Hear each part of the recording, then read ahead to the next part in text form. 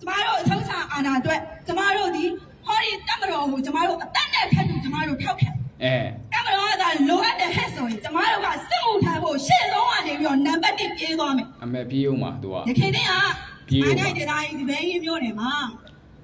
Super winner, a damn pet and UTPD, where I live your drop all that. Drop all that, or clear the native, tea night.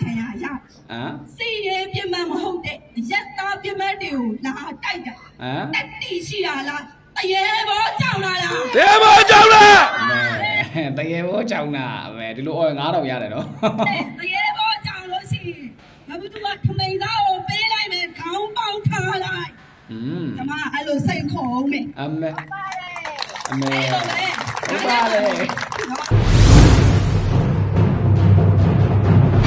Asinano YouTube channel go Chishu RP ni chare Dollar Bidumia Alume Mingalabone Pizo Java Sikamia Tignegaro Mashla Nasanama Corneani Piapare Tigalama da Jono Twini Yare PDA Nico Rema Jonotoli Chite Kauli Diaudo Tabiroma Dola Vare Eraga Kwai Ko Maniga Jono Yava da Jebo Yayabo no so Tuga Tausha Bono to Alone Shima Jono Lotare di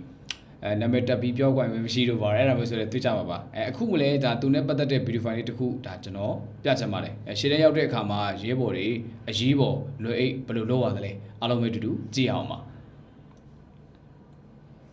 A Mayaro Uncle Mia, a Mianas Kuitabo, subword with loan at Tinizamasulu. Tinisi, we are good eye. Yebori, a Joshime, our knowledge sharing to Mia Lopia Pidamabono. Palezudo, Yebori, Shidama, Pinatama, Jobo, Yibo, do other Catalushimono.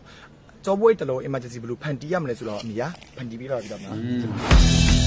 Oh, on which I go sume, step 1, okay. On which I go sulame, Chidare Atomu, Cabanet Tabu to achieve, step 2. Step 3, Job wait along with Yababi, okay. How dare Yagu, D, Pamitine, Job wait a low, Yibo, blue, the blue young, love dollars well, Pepper, the Job wait a Mary, PC, title, tell you about me. Hey, never do shit on island. Baumine Job way loader, with the Amagino Oma, Pia de Piao. Jayano, Dajaya, Jebo Yaya, to the answer that do. The answer that. Along with now title double Piazamare, Dagaro, the general, and Naucho Dembelego, Dembid now by Ma, Saka Saga, the Biroma, or Naucho PDF, that DNL, Sashi, Naucho Mugo, Daintare, that general Dolay, Landakai, Nico, that the County Sa, the sound, put Habare, Aliu, that general to Giamano, Aliu.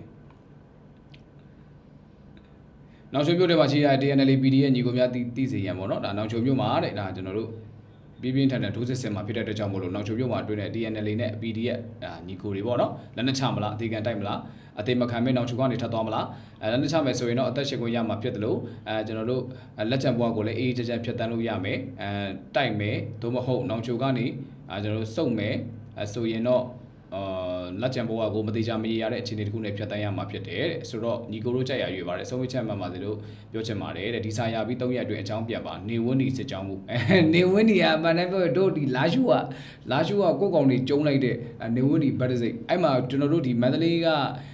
the General Pidia, Ganimali, Dioga, the Broma, do ye, the Facebook wanted Harapale, so much a child I be it, as I go Chico Moore. I want to go, show look, Vale. I go Chico, what you like me. I want to go. My day, it's no media. Hello, Muri. Tipugona, the gate Tipugona. Not every finally got out at the Anadia may cure, Anadia may cure, and Mesua may cure, so Bidoma. Oh, that the piano engine, Machine, Boma Rigo. Donna Lily got Dilu, she checked Tower. Minu Piori, Mercure, Mesua Pioni, Mesu, Minu, Mercure. Mercura, so ye, Minu Mercure, I did that the piano. Mera Kuame, Pabilu Luli do a tabula, Manamio when it died. You don't worry, you were like that. Babu Tokana. Huh? Lula Kula, Mudi, Mercura, Pau, Beriama Kula. Over. မဲခိုးအောင်အဲ့မဲယုံနေမှာမင်းတို့အဖွဲ့စည်းပေါင်းစုံကနေတာမဟုတ်ဘူးလားဟင်ကျစ်ဆိုအမေစုကမဲခိုးလာတော့ထဲမပြောဘူးအေးဆိုမင်းတို့လည်းပြစ်တတ်တာပြောတယ်နော်ပြောနေမဲခိုးသည်ဖြစ်စီမခိုးသည်ဖြစ်စီဖေးရဲ့အမွေလေးဆိုတာသာသမီခံယူရတယ်ဆိုတော့ပြောချင်တာကဘာလဲဆိုတော့ကွာသူတို့ရှေ့မှာလဲသူတို့ကြက်ခိုင်ကြီးကမဲခိုးတဲ့ဥစ္စာရှိတယ်အဲ့ဒါဘယ်လိုမဲခိုးတာလဲဆိုတော့ကွာကြိုတင်မဲဆိုပြီးတော့မှသိတယ်မှာဒေါက်တာဆန်းမောင်ခန်းဆိုတော့ခင်ဗျားတို့ကြားဖို့မှာပါကြက်ခိုင်ကြီးကဒုတိယသမ္မတတော်လုပ်လိုက်သေးတယ်ဒေါက်တာဆန်းမောင်ခန်းဆိုတာဒီရှမ်းပြည်နယ်မှာဒီကြိုတင်မဲနဲ့ဆက်တော့တကောင်ရှုံးနေပြီဗျာပြီးလဲပြောမဲပုံကြီးတပုံရောက်လာပြီးတော့မှကြိုတင်မဲဆိုပြီးလောက်တာဘာသူတို့ပြောတစ်တက်နှစ်တို့ဘာတွေမှလည်းမသိအဲ့ဒီ UEC ရကောင်တွေကပေါက်လို့ပေးစားရတအားပြောကြတယ်တကယ်ကောင်တွေအဲ့လိုမျိုးတွေမဲခိုးတဲ့ဥစ္စာပြည်သူကဟိုထင်သာမြင်သာရှိတဲ့ဥစ္စာမျိုးကြတော့ဒီကောင်တွေမဖြေရှင်းပြဘူး NLD ကမဲခိုးတယ်ဆိုပြီးတော့မှအာဏာထသိမ်းပလိုက်တယ်82နာရီစောင့်ပါတော့48နာရီစောင့်ပါတော့စောင့်တယ်ဘာမှလည်းထူးခြားလာတာမဟုတ်ဘူးအဲ့ဒါနဲ့တင်ပြည်သူတွေကိုပြစ်တက်တယ်ဆန္ဒပြတဲ့ပြည်သူတွေကိုပြစ်တက်တယ်အဲ့ဒါကိုမခံနိုင်လို့လူငယ်တွေကတော်ရဲဝင်ပြီးတော့မှလက်နက်ကင် PDF ဖြစ်လာတယ်အဲ့ဒီဥစ္စာလဲမဲခိုးတယ်လို့ပြောလုံးပဲဟိုဘသူကတော့ဟိုပြောမလဲဒီ PDF တွေဖြစ်လာတယ်ဆိုတာကဘယ်သူကမြောက်ပေးလို့ဘယ်ဟာမြောက်ပေးလို့ဒီလူငယ်တွေကအုံတော့သူတို့လိုမျိုးဘယ်လိုပြောမလဲစက်တက်တဲ့ဟာတွေလိုမျိုးဒါပြောဒါယုံဆိုတဲ့ပုံစံမျိုးနဲ့အုံတော့မပေါက်လို့ထင်နေတာလားမသိဘူးတကယ်ဘောမတွေလည်းဘလို့အောက်တန်းသားတွေမှမသိဘူးစဉ်းစားအုံတော့ညံမရှိဘူးလို့ပြောရင်လည်းစဉ်းစားအုံတော့ညံမရှိဘူးလို့ပြောတဲ့သူကတိတ်ခါထက်ကြအောင်မယ်တကယ်ဟာတွေလို့နော်ဆိုတော့ဒါကျွန်တော်တို့သတင်းလေးတွေနားဆင်ကြည့်အောင်ပါသတင်းတွေကတော့တောက်လျှောက်သတင်းကောင်းလေးတွေအများကြီးကမိသားစုများကိုစောင့်မျှော်နေပါတယ်ပထမဆုံးသတင်းလေးကတော့မြန်မာနိုင်ငံတဝင်းမှာစစ်ကောင်စီတပ်ဖွဲ့ဝင်22မှ3ဦးသေဆုံးခဲ့ပါတယ်အဲ့တော့သေဆုံးမှုစီးတွေကိုကျွန်တော်တို့ကြည့်မယ်ဆိုရင်ပြီးခဲ့တဲ့မတ်လ22မှ6ရက်နေ့ဒိတ်နဲ့ AR တိုင်း၄မျက်နှာမျိုးမှာအသေးများပါတယ်အသေးများတယ်ဆိုရင်တော့ပြောမနေနဲ့တော့ကရင်ပြည်နယ်ကော့ကရိတ်မှာ9ကောင်ကရင်ပြည်နယ်လိုင်းပွင့်မှာ2ကောင်စကိုင်းရွှေဘိုမှာ9ကောင်စကိုင်းကဏီမှာ1ကောင်ပဲခူးတိုင်းပထောင်းမှာ4ကောင်မွန်ပြည်နယ်ရေးမြို့မှာ3ကောင်မွန်ပြည်နယ်ကြိုက်ထူမှာ2ကောင်မကွေးတိုင်းဂံကောမှာ1ကောင်တနင်္သာရီတိုင်းတနင်္သာရီမြို့နယ်မှာ2ဦးအလင်းဝင်ပါတယ်အားလုံးပေါင်းအသေးများတာနဲ့သေတာနဲ့2ဦးအလင်းဝင်တာနဲ့စုစုပေါင်း22မှ5ယောက်တိရှိခဲ့ပါတယ်ကျွန်တော်ရဲ့ EAO PDF ကြာဆုံးမှုဖန်ဆီးခံခဲ့ရမှုမှာတော့မတ်လ22မှ6ရက်နေ့အတွက်တစုံတဦးတယောက်မှမရှိခဲ့ပါဘူးခင်ဗျာဒါလေးကသတင်းကောင်းလေးပါပဲ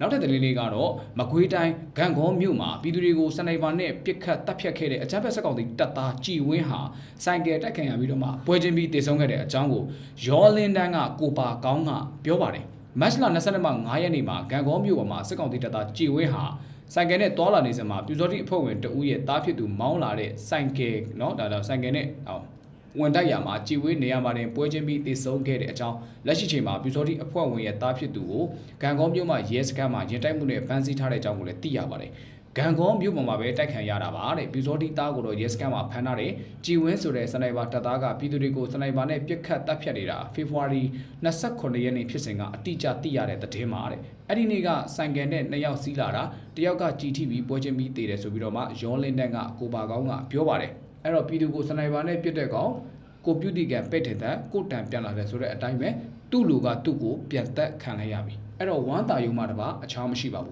းနောက်ထပ်သတင်းလေးကတော့စကိုင်းတိုင်းကဏီမြို့မှာရှိတဲ့အကြမ်းဖက်စစ်တပ်တပ်ဆွဲထားတဲ့နေရာတွေကို rocket တွေ drone တွေနဲ့တိုက်ခိုက်ရမှာစစ်တပ်ဘက်ကတကောင်ကာလနာတိုက်သွားတဲ့အကြောင်းဘုံမူးနေအိမ်ရဲစခန်းဝန်ထမ်းအိမ်ယာထွေအုပ်ရုံးနဲ့စည်ရင်းစီရုံးလိုလည်းပျက်စီးခဲ့တဲ့အကြောင်းကို KLG PDF ကတာဝန်ရှိသူတဦးကပြောပါတယ်မတ်လ22မှ3ရက်နေ့မိုးလယ်12နာရီခန့်မှာကနေမြို့မှာရှိနေတဲ့ဂျမ်ဘတ်စကောင်စီတပ်သားတွေကနတ်ကြီးကြီးပါရေစိတ်ကိုတိုက်ပွဲဖြစ်ပွားခြင်းမရှိဘဲနဲ့ drone တွေနဲ့ဘုံကျဲတိုက်ခိုက်ခဲ့တဲ့အကြောင်းဒီတိုက်ခိုက်မှုကြောင့် view ဟာ45 KLG PDF တို့အဖွဲ့ကကနေမြို့မှာရှိတဲ့အဂျမ်ဘတ်စကောင်စီတပ်သားတွေကို drone 2စီးနဲ့ဘုံသီး9လုံးကျဲချတိုက်ခိုက်ခဲ့တဲ့အတွက်ကြောင့်မလို့စကောင်စီတပ်သား3ဦးဘုံစထိမှန်ပြီးတော့မှပြင်းထန်ဒဏ်ရာရရှိခဲ့တဲ့အကြောင်းလည်းသိရပါတယ်မတ်လ22မှ4ရက်နေ့တုန်းကလည်းမိုးလယ်12နာရီခန့်မှာကနေမြို့ပေါ်မှာအကြမ်းဖက်စစ်ကောင်စီတပ်သားတွေကကနေမြို့နယ်မှာရှိတဲ့ကြေးရွာတွေကို drone နဲ့ပတ်ဝဲကင်းထောက်မှုတွေလှုပ်ဆောင်ပြီးတဲ့နောက်မှာဗျူဟာ45 KLG BTS drone ဖွဲ့က Fixed Wing drone 2စီးနဲ့ကနေမြို့ပေါ်ကိုဘုံသီးလေးလုံးကျဲချတိုက်ခတ်ခဲ့ရမှာစစ်ကောင်စီတပ်သားတို့တေဆုံးခဲ့တဲ့အကြောင်းလည်းသိရပါတယ်။အိုးကနေမှာလည်းချက်လိုက်တဲ့မိုးဟင်းကားတွေနော်ချက်လိုက်ကြလား။နောက်ထပ်သတင်းလေးကတော့ပြောင်စီရစစ်ကြောင်းနဲ့ပတ်သက်တဲ့သတင်းလေးပဲဖြစ်ပါတယ်။ကော့ကရိတ်မှာအောင်စရစစ်တောင်းကနေပြီးတော့မှစစ်ကောင်စီတပ်သားတွေတပ်ဆွဲထားတဲ့နေရာတွေကို drone နဲ့ဘုံကျဲချတိုက်ခိုက်မှုမှာ စစ်တပ်ဘက်က9ဦးသေဆုံးခဲ့ပါတယ်။ပြည်နယ်ကော့ကရိတ်မြို့နယ်မှာအောင်စီရစစ်ကြောင်းကအကြမ်းဖက်စစ်ကောင်စီတပ်သားတွေတပ်ဆွဲထားတဲ့နေရာတွေကို drone နဲ့ပုံကျဲတက်ခဲ့ရမှာစစ်တပ်ဘက်က9ဦးသေဆုံးခဲ့တဲ့အကြောင်းကို Justice Soldier PDF ကပြောဆိုပါတယ်။ မတ်လ15ရက်နေ့ကနေစတင်ပြီးတော့မှကော့ကရိတ်မြို့နယ်မှာရှိတဲ့အောင်စီရစစ်ကြောင်းကအကြမ်းဖက်စစ်ကောင်စီတပ်သားတွေတပ်ဆွဲထားတဲ့သဲပုံစီတီတောနော်ရွှေချက်မင်းနုံနုံ point နဲ့တီလာရှင်ကျောင်းနေရာတွေကို Justice Soldier PDF drone တပ်ဖွဲ့ကပုံကျဲတက်ခဲ့တာဖြစ်တဲ့အကြောင်းလည်းသိရပါတယ်။ဒီတက်ခဲ့မှုအတွင်းမှာအချမ်းဘက်စစ်ကောင်စီတပ်သားတွေ9ဦးထိသေဆုံးပြီးတော့မှထိခိုက်ဒဏ်ရာရရှိတဲ့သူတွေများပြားတဲ့အကြောင်းတော်လေးတပ်ဖွဲ့ဝင်တွေကတော့ထိခိုက်မရှိပြန်လည်ဆုတ်ခွာနိုင်ခဲ့တဲ့အကြောင်းလည်းသိရပါတယ်။အိုး Justice Soldier ချက်တဲ့မွေးကား9ဘွဲဟာအင်မတန်မှမိန်ပါတယ်ဗျာ။ No အဲ့တော့ဒီကျွန်တော်တို့ဝီရသူကိုထောက်ခံတဲ့ညီထွန်းဆိုတဲ့ကောင်တစ်ကောင်ရှိပါတယ်။ဆိုတော့ဒီကောင်ကကြတော့တစ်မျိုးဗျာတဲ့လား။ဒီကောင်ကဒီလောက်ပြည်သူကမုံပြည်သူချင်ပတ်နိုင်ငံတကာကမထောက်ခံတဲ့ကောင်အဲ့ဝီရသူကိုဘာကြောင့်ဒီကောင်ထောက်ခံတယ်လဲဆိုတာတကယ်နာကြည့်ကြည့်ပါဗျာမဘာသာဆိုဒီလိုကောင်မျိုးတွေဗျကျွန်တော်ရှိကိုတဲ့တည်းကရောက်လာပုံမသိမှဆိုတော့ပုံမှန်တင်ပေးတာတယ်ရောက်လာတော့ကျွန်တော်မေးတယ်ကိုကြီးထွန်းခမည်းဧကန်းမှာဒီဆရာတော်ရဲ့ဓာတ်ပုံကြီးချိန်ထားတယ်ဒီကဆရာတော်ဦးရသူဓာတ်ပုံမဟုတ်ဘူးလားဟုတ်တယ်ဆရာတော်ဦးရသူကမြန်မာပြည်သူတော်တော်များများမုန်းတီးတယ်နော်ဘာသာရေးဆွေးရောက်တယ်လည်းပြောနေတယ်ကဘာလဲဆရာတော်ဦးရသူကဘာလဲလက်မခံဘူးအဲ့ဒါပြည်သူစစ်စစ်ကပြောတာနော်ခင်ဗျားကဘာဖြစ်လို့ကိုးဝဲတာလဲကျွန်တော်မေးတယ်လာပြီကျွန်တော်ကဗုဒ္ဓဘာသာမြန်မာလူမျိုးလေကျွန်တော်ဗုဒ္ဓဘာသာကိုးဝဲတာဗုဒ္ဓဘာသာကိုးဝဲတော့ဘုရားတရားတန်ခါယတနာမြတ်သုံးပါးကိုကျွန်တော်ကိုးဝဲတယ်ဆရာတော်ဦးရသူကတန်ခါတစ်ပါးလေဒါကျွန်တော်ကိုးကွယ်ယုံကြည်ပြီးတော့ကျွန်တော်စိကတ်တင်စိကတ်တိုက်တယ်ထင်လို့ကျွန်တော်ကိုးကွယ်လို့ယုံကြည်ပြီးတော့ကျွန်တော်ကိုးကွယ်တာသူလေးပဲပြောလိုက်ဆိုတော့မပူဇော်ထိုက်တဲ့သူမစည်းကက်တဲ့သူကိုသွားစည်းကက်တော့မကြခင်မှာမင်းသေးရဲ့အိမ်တော်မှာအဝီစီမှာဂျိုးကပ်ပါမလားမသိဘူးဘာလို့မင်းဂျိုးတွေကဘယ်လိုပြောရမလဲကွာမဲနေတော့လေမင်းအသားမဲနေတော့မင်းဂျိုးကလောင်ပြီးသားဆိုရင်မင်းကိုထပ်ပြီးတော့မှလောင်မှာမဟုတ်တော့ဘူးမီးရနေနော်ညီထွန်းတကယ်ကောလို့ခင်ဗျားတို့ဒီစကားစထောက်ကန်တဲ့ဟာတွေရတယ်တော်တော်ဆူဆူရွရွတွေနော်အဲ့ထဲမှာအစိုးရဆိုတာမပုတုကဘလောက်တိဆိုလဲဆိုရင်သူတို့တက်ထောက်ခံတဲ့ပွဲတစ်ပွဲရှိတယ်အဲ့ဒီပွဲမှာတက်မတော်ကားတဲ့လုံအပ်ရင်ရှေ့ဆုံးကနေပြီးတော့မှစစ်မှုထမ်းမယ်တဲ့အော်လက်ရှိအခြေအနေတစ်ခုတောင်မှသူတို့ကပြည်သူကိုဒီလောက်ဒုက္ခပေးနေတဲ့စစ်တပ်ကိုတောင်မှသူတို့ကထောက်ခံပြီးတော့မှစစ်တပ်ကလိုအပ်လာရင်တော့စစ်မှုထမ်းမယ်ဆိုတော့မပုတုရဲ့ဗီဒီယိုဖိုင်လေးကြည့်ကြည့်ပါဗျာကျမတို့အချုပ်ချာအာဏာအတွက်ကျမတို့ဒီဟောဒီတက်မတော်ကိုကျမတို့အသက်နဲ့ဖက်လို့ကျမတို့ထောက်ခံတက်မတော်ကလိုအပ်တဲ့ဟဲ့ဆိုရင်ကျမတို့ကစစ်မှုထမ်းဖို့ရှေ့ဆုံးကနေပြီးတော့နံပါတ်1ပြေးသွားမယ်အမေပြေးဦးမှာသူကဒီခေတ်တည်းကပြေးဦးမှာဒီတိုင်းဒီဘဲရင်မျိုးတယ်မှာစူပါဝင်တဲ့အိယာကိုအကျန်းဖက် MUTPD ရဲ့အဖွဲ့ကနေပြီးတော့ရောဘုံလာခြင်းတွေရောဘုံလာကျဲတော့ကလေးတငယ်တွေထိတိုက်ခံရစီရဲပြမတ်မဟုတ်တဲ့ရက်သားပြမတ်တွေကိုလာတိုက်တာ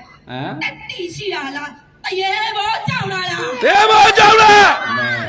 တရေဘောကြောင်တာပဲဒီလို9000ရတယ်နော်တရေဘောကြောင်လို့ရှိရင်ငါတို့ကထမိန်သားကိုပေးလိုက်မယ်ခေါင်းပေါက်ထားလိုက်ကျမအဲ့လိုစိတ်ခေါ်အောင်မယ်အမေဟုတ်ပါလေရန်ကုန်မြို့နယ်မင်းရွာရဲစခန်းကိုလာတိုက်ဂျမ်ဖဲဖွဲ့မင်းရွာရဲစခန်းကိုလာတိုက်တဲ့နေရာဖျားစီတီတက်တဲ့ရုံးနဲ့ဘုံကျဲချပထမတစ်လုံးကျဲတယ်ဇေဒီကိုမမှန်ဘူးနောက်ထပ်တစ်လုံးထက်ကျဲဇေဒီ3စုပုံတက်တဲ့ကြဗုဒ္ဓဘာသာတွေကိုးကွယ်ရဖျားစီတီတွေကိုဟောဒီလူမျိုးပြတ်မှတ်ထားပြီးတိုက်ခတ်နေတာအောက်တန်းကြလားမကြဘူးလားကြပါလေဒီအောက်တန်းစားတဲ့ NUG PDF ကိုတပ်မတော်အနေနဲ့အမြင့်ပြတ်ချေမုန်းပေးပါလို့ဟောရပြည်သူတွေကိုစားကျမကတောင်းဆိုချင်ပါတယ်ဟုတ်ပါဘူးအမေဘယ်ကတော့ဒေဝရတ်လည်းသူ့ပြိတ္တနဲ့သူတော့ဒါမြတ်စွာဘုရားလည်းသူ့ပြိတ္တနဲ့သူဒေဝရတ်လည်းသူ့ပြိတ္တနဲ့သူဒါပေမဲ့ကျွန်တော်ကသူ့ဘာလို့ဒေဝရတ်နဲ့နိုင်လဲဆိုတော့ဒါမှဒီကောင်မှမြေးမြူးမှလေလုံအပ်ရင်စစ်တပ်တက်ကိုရှေ့တန်းကိုစစ်မှုထမ်းအောင်ပဲတဲ့စစ်တပ်ကလုံအပ်နေလို့ပြည်သူတွေတော့မှပေါ်တာဆွဲဖမ်းဆီးပြီးစစ်မှုထမ်းခိုင်းနေတာသူတို့တကယ်ပေါ့လို့ပဲစားတအားပြောတယ်ဒါမှမပူတူလို့ကြော်ဆိုးဦးလို့အဲ့လိုကောင်ထိတ်ဆုံးကကြော်မျိုးမင်းဇော်ဘုံဟိန်းအောင်မင်းဒီလူကောင်တွေရှိနေလို့စစ်တပ်ကခမမိုက်ရဲနေတာလဲပါတယ်ဗျသိလား မလေးလိုအပ်လိုက်တော့စစ်မှုထမ်းအောင်မလဲသူ့ဘာသူလင်ယူသားမွေးဖို့တောင်မှဟိုအချိန်မရလို့ဟိုသူအသက်ခံမှာကြောက်လို့ရန်ကုန်ပြေးလိုက်နေပြီးတော့ပြေးလိုက်မန္တလေးပြေးလိုက်လုံနေတဲ့ကောင်မဗျာသူကလိုအပ်လိုက်တော့စစ်မှုထမ်းအောင်ပဲဟာသားမင်းတို့စစ်တပ်ထောက်ကန်တဲ့ကောင်တွေတကယ်ဟာသားအခုနောက်တဲ့ဗီဒီယိုဖိုင်လေးတစ်ခုကတော့ဒါကျွန်တော်တို့ပအို့တိုင်းရင်းသားဖြစ်တဲ့ကိုဝေခွန်မောင်ကဒီမင်းအွန်လိုင်းလက်မှာနေနေတဲ့လူကြီးတွေကိုထိမ့်သိမ်းဖို့ရအတွက်ကိုတတိပေးလာတဲ့ဗီဒီယိုဖိုင်လေးဖြစ်ပါတယ်သူဟာပအို့လူမျိုးပါတော်လိုင်းရေးကိုအားပေးတဲ့ပအို့လူမျိုးဖြစ်ပါတယ်ဆိုတော့သူရဲ့ပြည်နယ်နဲ့ပတ်သက်ပြီးတော့မှသူဘာတွေပြောမလဲအားလုံးပဲတူတူနားထောင်ကြည့်အောင်ပါဦးမင်းအောင်လိုင်းရေခမရလက်အောက်မှာရှိနေတဲ့ဝင်ကြီးတွေစစ်ဖက်ဆိုင်ရာတွေကိုလည်း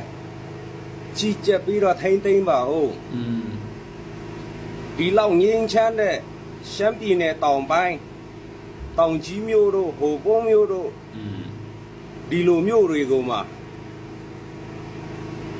လိုင်စင်မဲ့ကားဖမ်းလိုက်ပြည်သူတွေရဲ့အင်ချမ်းမြေကိုတပ်ပိုင်မြေဆိုပြီးတော့တင်းလိုက်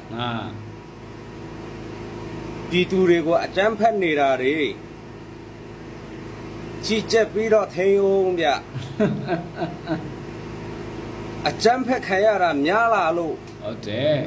ပြည်သူတွေကမခံမရပ်နိုင်ဖြစ်ပြီးလက်နဲ့ဆွဲကင်တော်လန်တဲ့အချိန်ကြမှာပြည်သူတွေကိုအကြမ်းဖက်သမားတွေဆိုပြီးတော့မှမြို့ရွာတွေကိုခမရတို့စိတ်ကြိုက်ဘုံကျဲပြီးတော့အပြစ်မဲ့ပြည်သူတွေကိုတပ်ဖြတ်ဖို့မလုပ်ကြပါနဲ့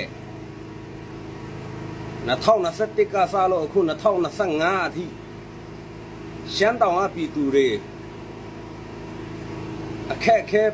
ပေါင်းစုံတခြားလူမျိုးတွေရဲ့ကဲရမှုပေါင်းစုံကိုခါးစည်းခံပြီးတော့ငြိမ်းချမ်းဖို့အတွက်တီးခန့်နိုင်တလောက်တီးခန့်လာတာအခုဆိုရင်9နှစ်ရှိပြီနော်ခင်ဗျားတို့ကလွန်တစ်ထက်လွန်လာတဲ့အချိန်ကြာရင်ပြည်သူတွေကရလက်နက်ကိုဆွဲကင်တဲ့အချိန်ကြာမှပြည်သူတွေကိုအကြမ်းဖက်ဆိုပြီးတော့မှတပ်ဖြတ်တာတွေကိုမလုပ်ကြဘူးပြည်သူတွေကတကယ်စိတ်နာလို့တော်လန်တဲ့အချိန်ကြာမှပြည်သူတွေကိုလက်နက်ချငင်းချမ်းရေးယူပါဆိုတဲ့အတန်တွေမထွက်လာပါနဲ့မီးဆိုတာမလောင်ခင်တားရတယ်ဗျနော်ပြဿနာဆိုတာမဖြစ်ခင်ကြိုတင်ကာကွယ်ရတယ်မဖြစ်ခင်ပြဿနာမကြီးခင်တော့မတိတလို့နေပြီးမှပြဿနာဖြစ်လာရင်တော့ဟိုလူအပြစ်ဆွဆွဲဒီတိုင်းရင်သားကိုအပြစ်ဆွဆွဲပြီးတော့မှခင်ဗျားတို့တားရင်နောက်ကြကုန်မယ်နော်ဟုတ်တယ်အဲ့ဒါတစ်ချက်လာပြီးတော့မှသူမင်းအောင်နိုင်တီးအောင်လို့ဗီဒီယိုလေးတင်ပေးရတာပါအပြည့်အစုံတော့ကျွန်တော်ရဲ့ YouTube မှာသွားကြည့်ပေါ့ဗာကိစ္စလဲပဲလို့ပြတာလဲဆိုတာသိချင်းရင်ပေါ့ဒီလောက်ပါပဲကျေးဇူးတင်ပါတယ်KSS တိုင်းရင်းသားတွေကိုဒုက္ခမျိုးစုံပေးခဲ့ပြီးတော့မှမသိရမဲသူတို့ကတိုင်းရင်းသားပြည်နယ်တွေရဲ့ကျေးဇူးရှင်လို့တိုင်းရင်းသားတွေကပြောရမယ်ဆိုရင်ဒါစစ်တပ်ကျေးဇူးနဲ့မကင်းတဲ့ပုံစံလိုမျိုးလောက်ကြံဖန်တီးပြီးတော့မှမင်းအွန်လိုင်းမင်းလုံနေတာကိုတွေ့ရတာအင်မတန်မှတနာတယ်ကွာမင်းကြောင့်တဲ့ဒုက္ခရောက်တဲ့တိုင်းရင်းသားတွေအများကြီးပဲအညာကလူတွေကပြောမယ်ဆိုရင်ခံရတာကအခုကာလမှာမှပြောမယ်ဆိုရင်အညာကပြည်သူတွေကခံရတာနော်တိုင်းရင်းသားတွေခံရတာကအရင်တည်းကခံရတာဘယ်လောက်တောင်မှခံရလဲဆိုရင်တချို့ຢာတွေဆိုရင်ဟိုဘယ်လိုပြောမလဲတိုင်းရင်းသားတွေကဗမာဆိုတာနဲ့စစ်သားဆိုတဲ့အတွေးတွေဝင်ရတဲ့အထီကိုပြောမယ်ဆိုရင်တိုင်းရင်းသားတွေဟာစိတ်နာခဲ့ရတာအရန်စိတ်နာခဲ့ရတာဒါအပြင်ကိုလက်ရှိချိန်တွေတခုမှာဒီဒေါ်လာရေးပြီးမှာကိုကြောက်တာဘယ်သူတွေလဲကျွန်တော်ကိုအားလုံးဒီဗီဒီယိုဖိုင်လေးရဲ့အောက်မှာဖြည့်ပေးခဲ့လို့ရပါတယ်အားလုံးပဲကိုယ်စိတ်ထဲမှာထင်တဲ့ဒေါ်လာရေးမပြီးမှာကြောက်နေတဲ့သူတွေဘယ်သူတွေများဖြစ်နိုင်မလဲဆိုတာအောက်မှာရေးပေးခဲ့ပါတေးကြတာတစ်ခုကတော့ဒီဒေါ်လာရေးမပြီးမှာကိုကြောက်နေတဲ့ထဲမှာအညာပြည်သူလူထုပါပါတယ်အဲ့အကြောင်းအရာအပြည့်စုံလေးကိုဒါကျွန်တော်တို့အညာပြတိုင်းတော်လေးများအဖွဲ့ကမတ်ဖူးပွင့်ဝေကပြောပြပါလိမ့်မယ်နောက်တော့ကြည့်ပါခင်ဗျာ ဒီအညာလူထုရဲ့တော်လိုင်းရေးပေါ်ထားတဲ့သူတို့ရဲ့စိတ်ထားပေါ့နော်ဘလို့အခြေအနေမျိုးမှာရှိတယ်ဗျသူတို့ဒီတော်လန်ရေးပေါ်မှာထားတဲ့စိတ်ထားကပြောမယ်ဆိုရင်တော်တော်များများကအညာကခိုင်မာတယ်ပေါ့နော်ခိုင်မာတယ်ဟုတ်တယ်ကျွန်တော်တို့တွေကဒီစိတ်ကောင်စီရဲ့ဒီအာဏာသိမ်းမှုပေါ့နော်မြန်မာထွေနဲ့မြင်တွေ့ရမြင်တွေ့လိုက်ရပြီးတော့ပေါ့နော်တိုင်းနာဒေသတွေမှာအရင်နှုန်းကနေရှိခဲ့ပါလားအဲ့လိုမျိုးတွေဟိုမြင်တွေ့လာတယ်ပေါ့မြန်မာထွေနဲ့မြင်တွေ့လာတဲ့အခါမှာယက်တိချက်ပေါ့နော်ဒီ Federal Democracy ရရှိရေးအတွက်ဒီရှေ့ကနေသွားနေတဲ့ဒီ NUG အပောင်ဝင်ပေါ့နော်အကုန်လုံးသူတို့တွေ NUG ဆိုရဆိုလဲသူတို့အစိုးရပေါ့နော်လုံးဝခိုင်မာတယ်သူတို့တွေကခိုင်မာတယ်သူတို့ဘလောက်ကြည့်ကြည့်ပဲအခက်ခဲတွေပေါ့နော်အခက်ခဲတွေအဓိကတော့ဟိုတော်လန်ရေးရဲ့စိုးကျိုးကိုဒါပြည်သူတို့ကအဓိကခံရတာပေါ့ဗျဒါပေါ့ဒါအမှန်အဲ့ရခံရတဲ့စိုးကျိုးတွေတော်တော်များများကိုသူတို့တွေတောက်ခံနိုင်တယ်တောက်ခံနိုင်ဖို့လေသူတို့တွေစူးစမ်းကြတယ်နောက်ပြီးသူတို့တွေကခိုင်မာကြတယ်ပေါ့နော်အဲ့လိုအနေထားမျိုးမှာဒီပြည်သူလူထုအနေနဲ့ရှေ့ကနေသွားနေတဲ့ဒီအစိုးရရောဒီခေါင်းဆောင်ပိုင်းတွေရောအကုန်လုံးကိုဘယ်လိုပြောမလဲအများကြီးပေါ့နော်အများကြီးမျှော်လင့်ထားကြတယ်ပေါ့နော်ကျွန်တော်မြေပြင်မှာဆိုရင်အများကြီးတွေ့ရတယ်အများကြီးမျှော်လင့်ထားကြတဲ့အခါမှာသူတို့မျှော်လင့်ထားတဲ့အတိုင်းဒါခေါင်းဆောင်တွေအနေနဲ့ဒါပြုလုပ်ဆောင်ရွက်စွမ်းဆောင်နိုင်ကြဖို့သူတို့အနေနဲ့အများကြီးမျှော်လင့်ကြတယ်ဟိုပြောမယ်ဆိုလို့ရှိရင်သူတို့ဘလောက်ကြီးပဲခက်ခဲတွေရှိနေပလေစေဒီတော်လင်းအောင်ရပြီသူတို့ဘွားတစ်ကနေပြန်ဆနိုင်နေဆိုတဲ့လူတွေအများကြီးပဲသူတို့ဝယ်သွားမေးဒီအညာဒေတာပြည်သူလူထုအကုန်လုံးကသူတို့ငတ်မှလည်းမပူသူတို့တေးရမှလည်းဟိုဘယ်လိုပြောမလဲဒါတော့ဒါတိုက်ပွဲတွေမှာရှိတဲ့လူတွေပေါ့နော်တေးရမှလည်းသူတို့မကြောက်ဒါပေမဲ့အာနာရှင်တက်ဆိုးရှိပြီးတော့ဒီတော်လန်ရေးကြာနေမှာနောက်ဒီတော်လိုင်းမအောင်မြင်မှာသူတို့အကြောက်ဆုံးပဲ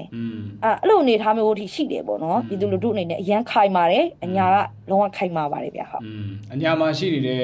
ပြည်သူလူထုအများစုဟာဒီတော်လိုင်းရေးထဲမှာပေးဆက်ထားတဲ့ဥစ္စာတွေအများကြီးရှိပါတယ်သားသမီးပေးထားတဲ့သူတွေရှိတယ်အိမ်ပေးထားတဲ့သူတွေရှိတယ်သူတို့ရဲ့စီးပွားဥစ္စာတွေပေးဆက်ထားတဲ့သူတွေရှိတယ်ဆိုတော့ကျွန်တော်ကဗမာလူမျိုးတစ်ယောက်အနေနဲ့ဒါပြောပြပေးတာဖြစ်တယ်ပေါ့နော်ဆိုတော့အညာမြေကိုမညာဖို့အတွက်လဲဒါကျွန်တော်ကအားလုံးကိုအကြံပြုချင်ပါတယ်တော်လည်းရေးတာမအောင်မြင်ခဲ့ဘူးဆိုရင်အညာမြေဟာလုံးဝကိုစစ်စစ်ညက်ညက်ကြည်ပြီးတော့မှအညာဒူဘိုင်းမဟုတ်ဘဲနဲ့အညာဟာအာဖဂန်နစ္စတန်လည်းဖြစ်သွားနိုင်ပါတယ်ဆိုတော့အညာမြေကိုမညာဖို့အတွက်လည်းဒီနေရာလေးကနေကျွန်တော်ကတိုက်တွန်းချင်ပါတယ်တစ်ဆက်တည်းမှာပဲတော်လည်းရေးပြီးမှကိုကြောက်နေတဲ့သူတွေဟာဘယ်လိုလူမျိုးတွေလဲဆိုတာကိုမိသားစုတွေက